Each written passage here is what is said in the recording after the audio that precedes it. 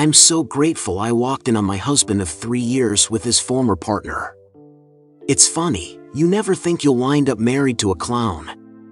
Yet there I was at the age of 30, catering for some brat's 8th birthday party, when the mother stood at the far edge of the fancy garden and introduced Mr. Giggles to a chorus of cheers.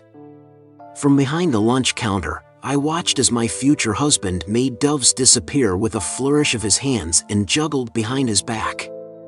Around him, the children sat in a little semicircle roaring with laughter. After the performance, Mr. Giggles wandered over to me, introduced himself as Johnny, and asked for a cheeseburger. That was quite a show, I said, slipping a beef patty into a bun.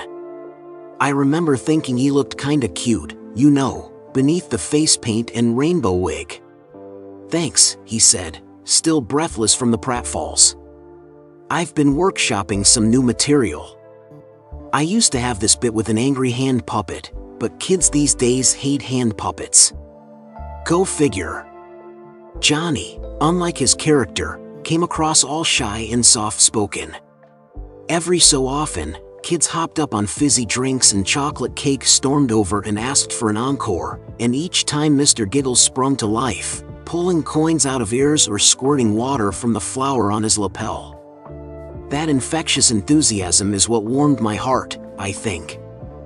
Fast forward 6 years, and the entire groom party, all professional clowns, pulled up to our wedding in a single Mini Cooper.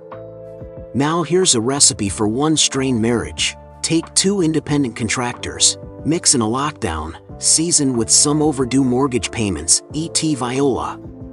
Johnny crammed all his equipment inside the spare room at the back of the house, and one afternoon, while passing the outside hallway, I heard a hushed conversation from behind the door. Rather than become one of those couples who needed to constantly keep tabs on their spouse, I forced myself to walk on by. But these encounters happened again and again, and I couldn't bite down on my suspicions forever. I finally succumbed to temptation and knocked on the door one afternoon. After some nervous shuffling about a case slammed closed, then Johnny pulled open the door and smiled, a short, nervous smile that showed too many teeth to be genuine. "Who are you talking to?" I asked, stealing a glance past his shoulder. Rudimentary furniture and gag props lay scattered about here and there. He cracked the fingers on his right hand and flexed the wrist, as though shaking out an ache. "Just an old colleague." This sent up a red flag. Or perhaps, a series of little ones, all tied together and crammed up his sleeve. Years earlier, he'd casually mentioned a lady he performed with as a duo. "Oh, which one?" "Dan," he said. "You never met him, he moved to Australia years ago."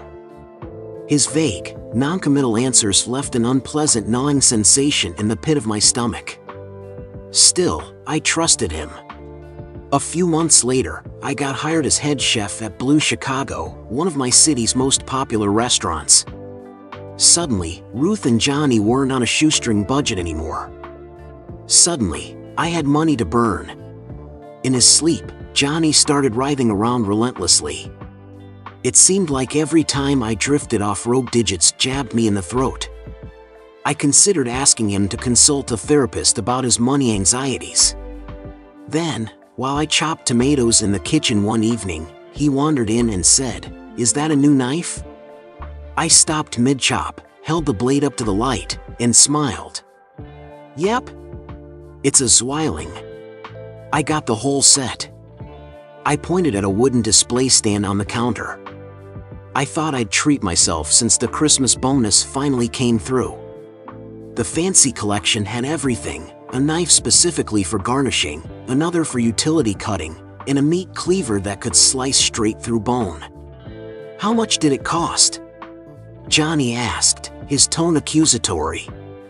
"Don't worry, we can afford it," I replied, then continued chopping. His constant questioning of every purchase had grown tiresome. "Ruth, you know children's entertainment is in a slump. I haven't had a booking for weeks, my finances are stretched thin." "Maybe if you took that Amazon delivery job," I mumbled. "Oh, you want me to quit clowning?" Is that it? His cracked the knuckles on his right hand. Nobody said you have to quit. Maybe just get a real job for a little while too. Real? He asked, offended. I'd taken a cheap shot at his lifelong passion, one I didn't really mean.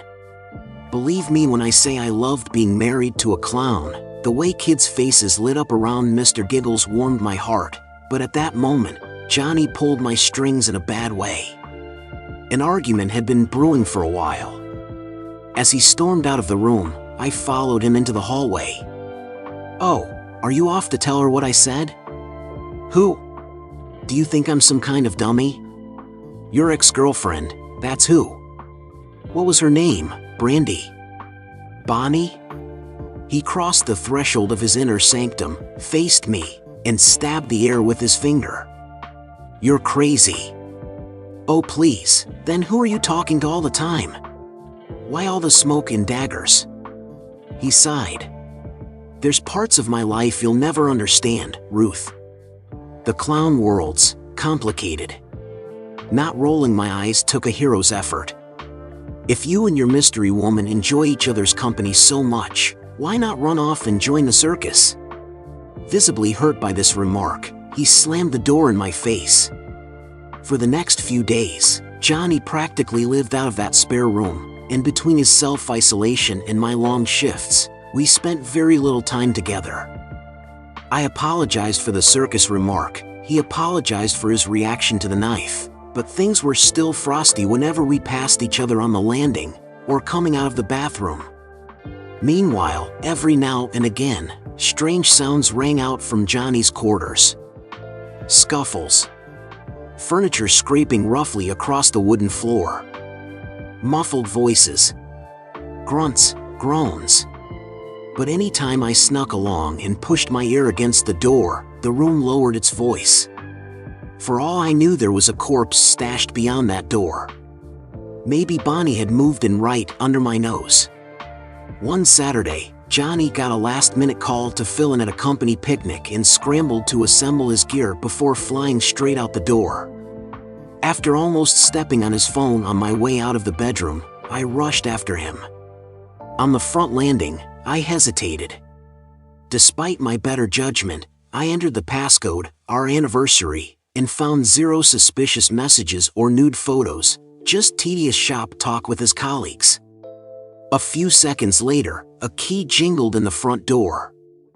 I pretended I'd still been in the process of rushing after Johnny and handed over the phone. Once he left, I poured myself a glass of wine and flicked through some old photo albums.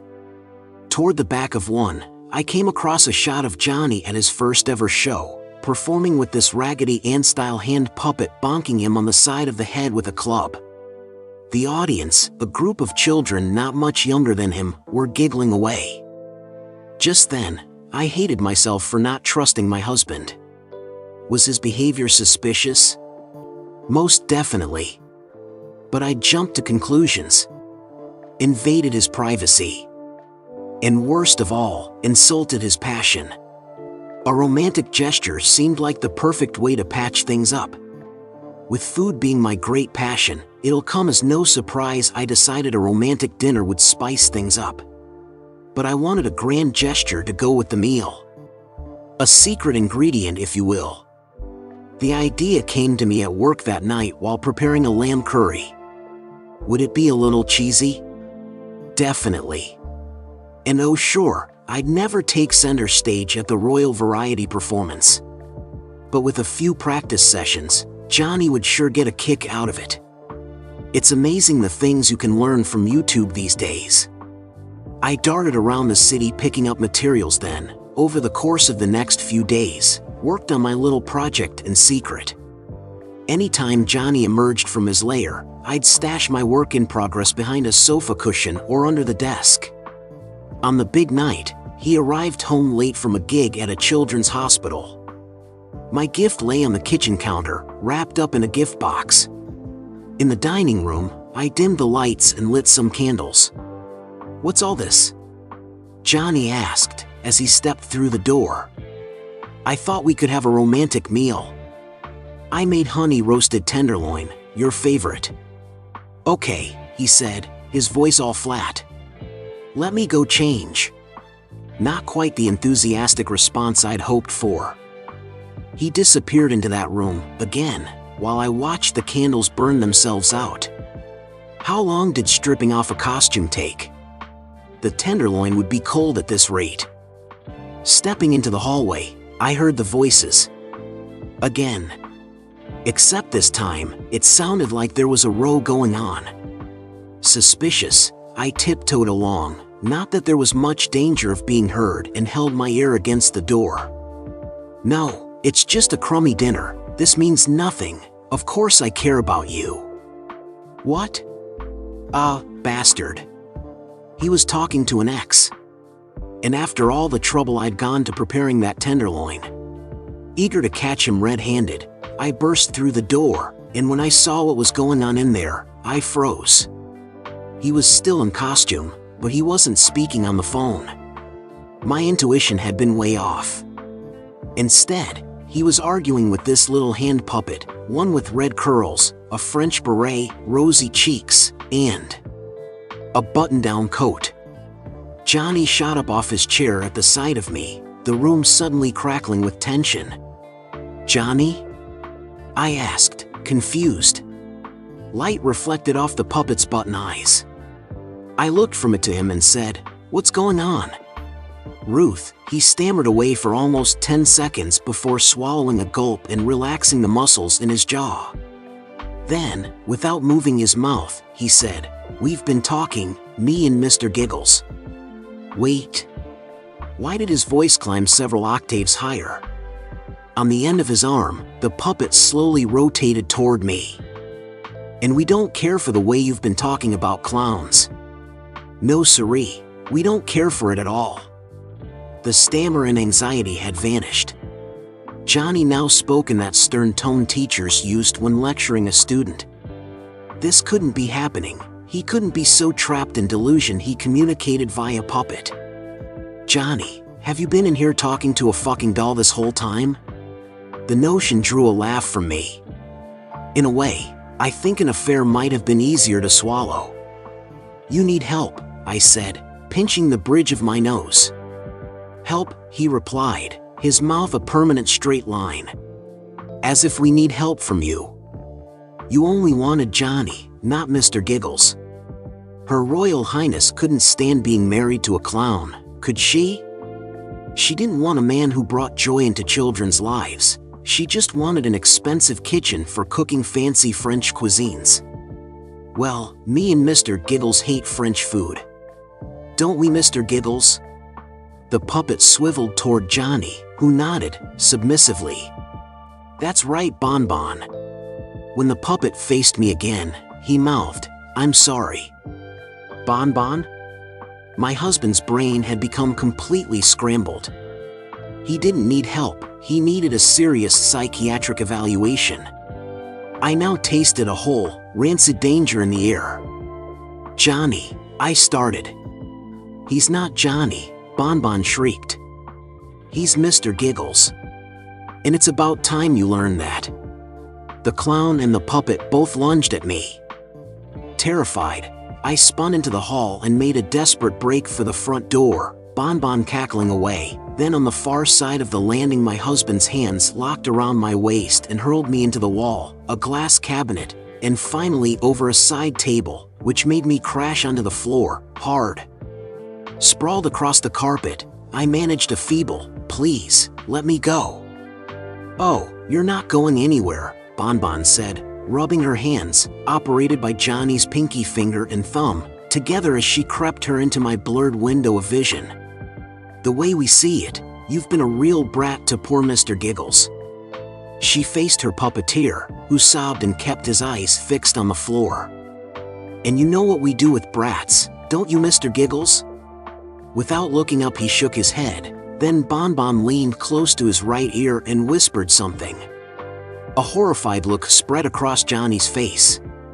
"Oh Bonbon, we can't do that," he said, feebly. "Who'd mop up the blood?" Still gasping, I crawled along the hall and into the kitchen, away from the psychotic jester. Bolts of pain raced through my ribs every time my arm lifted above my head. The scuffle had left me broken and bleeding in a dozen places. "It's nothing personal, little Ruthie," said the puppet, stalking me through the door. "But see, you and Mr. Giggles were never gonna work out. He needs a partner who appreciates him." My hands fumbled across the ceramic tiles for a pot or a pan, anything to defend myself with.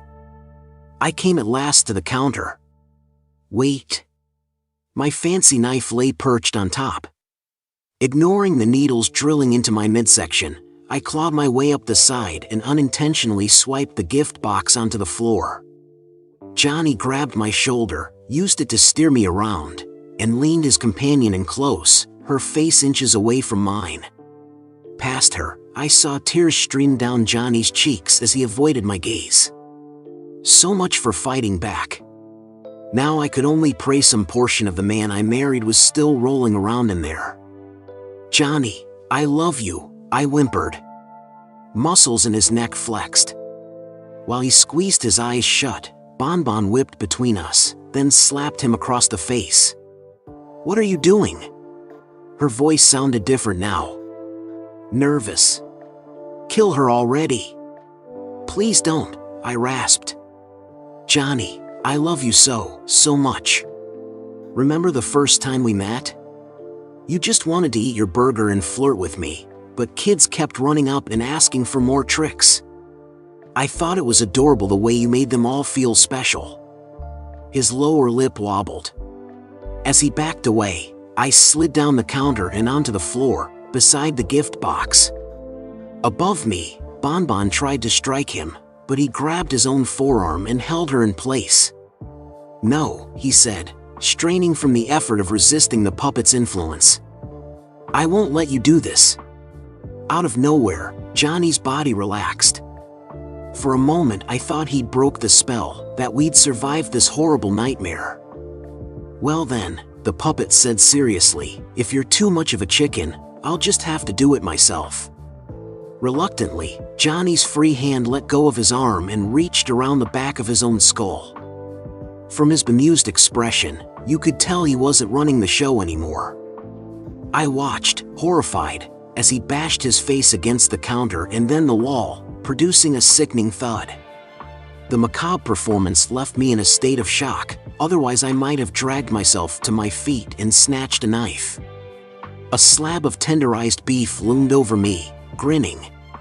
Flakes of peeled face paint and juicy blood streaked Johnny's head white and red, like vanilla ice cream doused in strawberry sauce. The rubber nose had fallen off and several teeth were dislodged, broken, or missing.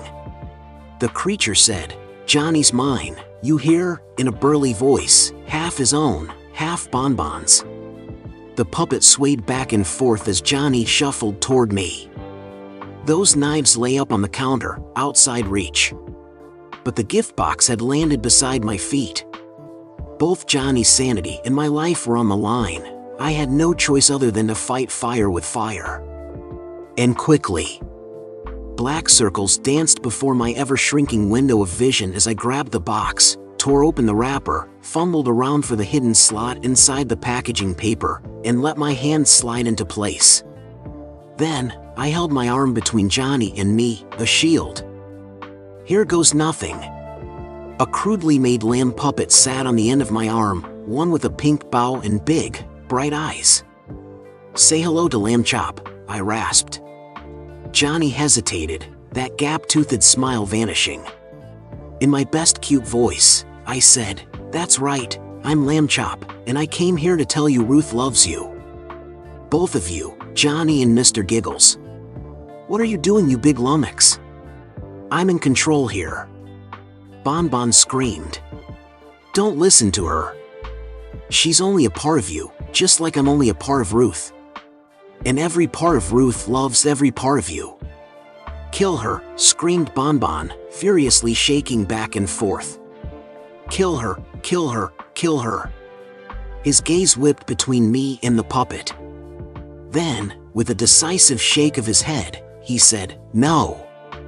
When Bonbon next lunged, Johnny held his own forearm, pinned her flat against the counter by pressing his knee beneath the crook of his elbow, and then grabbed the butcher knife from the stand, unable to wriggle free. The psychotic puppet squealed and squirmed around, helpless. The blade came down in a fierce, shining arc. By the time I'd hauled myself up, Johnny had already drawn it out of his forearm and plunged it in a second time, then a third, a fourth. Exposed cartilage and right muscle trailed beneath the elbow, spurting blood thicker than peppercorn sauce over the counter, sink, and part of the wall. Johnny stumbled across the room, finally hitting the floor in a dramatic manner, reminiscent of those pratfalls he did so well. On the counter, his hand, and subsequently, Bonbon, twitched wildly. Already on the phone with the paramedics, I tied a belt tight around Johnny's stump. "Ruth," he sputtered, as he lay flat in a pool of his own blood. "I'm here. Stay with me." He looked up at me, eyes glazed, and said, "Things really got out of hand there?" And through the tears, despite all the fresh trauma, I let out a little chuckle. Thank you for watching.